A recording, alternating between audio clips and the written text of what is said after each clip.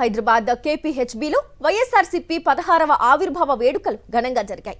Yerragondapalem YSRCP MLA Tatiparthi Chandrasekhar party జెండాను ఎగురవేశారు.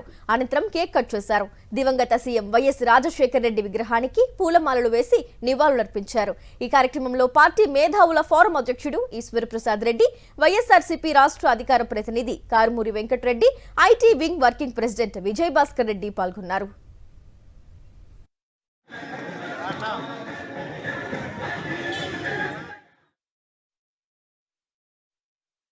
అతి తక్కువ సమయంలో అతి గొప్ప స్థానంలో అభిమానుల్ని, నాయకుల్ని,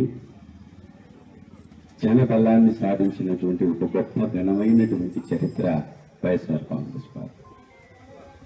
మంచి చేయడానికి మొదలుపెట్టినటువంటి ఈ పార్టీ మంచి చేస్తూనే ఉంది.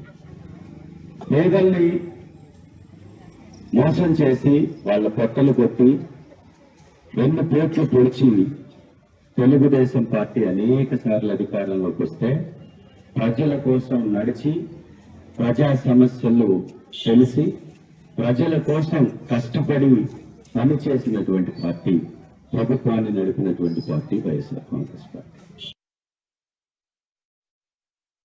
ఆయన ప్రవేశపెట్టినటువంటి ఫీజు రీంబర్స్మెంట్, ఆరోగ్యశ్రీ, ఉచిత విద్యుత్తు, 108 outer ring road, airport, express highway, IIT, ఇలా ఎన్నో గుర్తొస్తాయి.